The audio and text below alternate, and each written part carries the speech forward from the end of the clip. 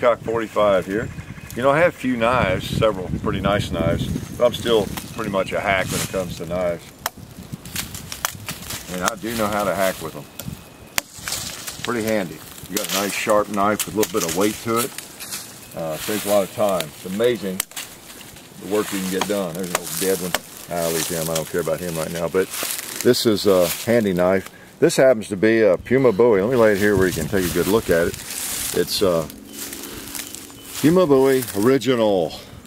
Beautiful handle, huh? That's the configuration, pretty close to what was the knife, of course, that Jim Bowie was famous for. Hollywood and various forms of fiction have glamorized the knife, and you'll find it a whole lot bigger, I think, than anything Jim Bowie actually carried, perhaps. I believe this was closer to the knife he actually carried in terms of size, not something with a 26-inch blade on it necessarily. But this knife is kind of special. It is one that I've not used much. I've not really sharpened it. Bought this one a couple years back, to be exact, 1974. So been around a while. Been kind of a friend.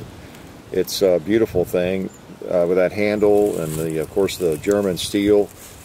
They really know what they're doing. And I don't know in terms of current Pumas how they're making them and what the quality is or anything about them, to tell you the truth. I haven't bought a Puma in a lot of years.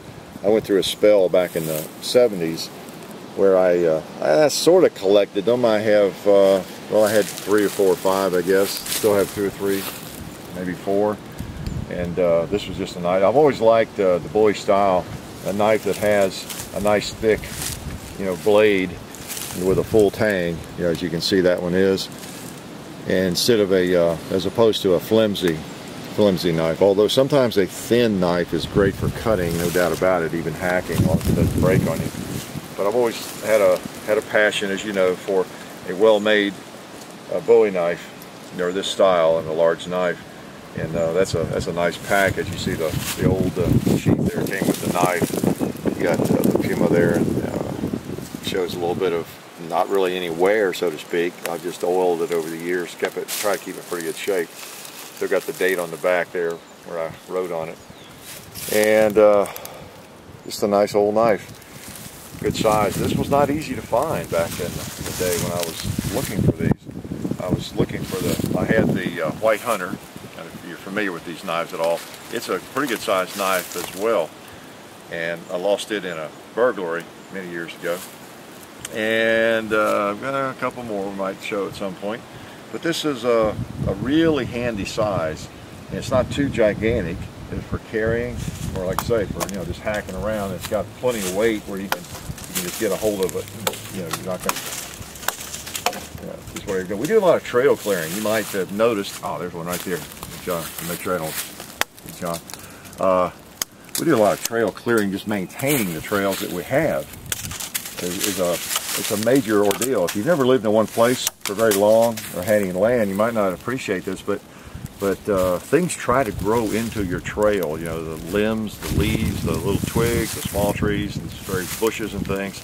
So where you have been accustomed to maybe biking through, walking through, tractoring through, or whatever, if you don't do anything for a couple of years, you may have stuff coming into your face and just everything else. Makes it easier for spider webs to build their webs across the trail. So we generally have a knife with us, or some kind of device like this, some cutting tool along.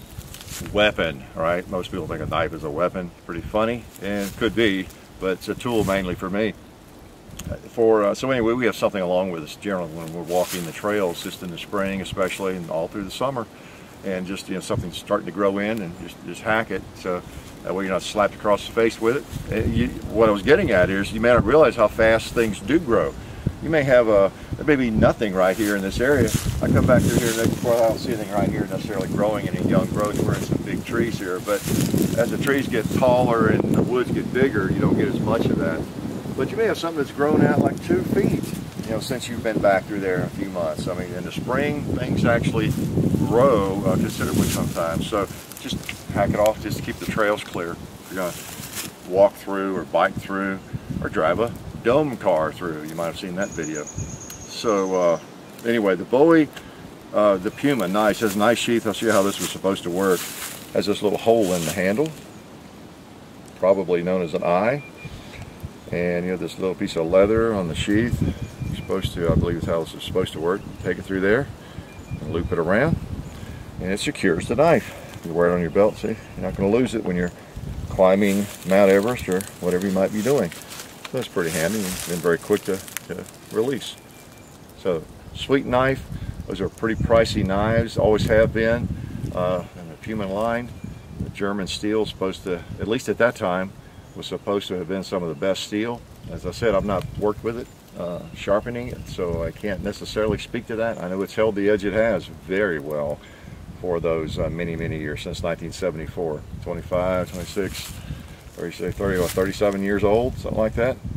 So, Puma Bowie, a really sweet knife, one I'll always hang on to, and I just like that. It's a perfect size, well made, and it's a beauty.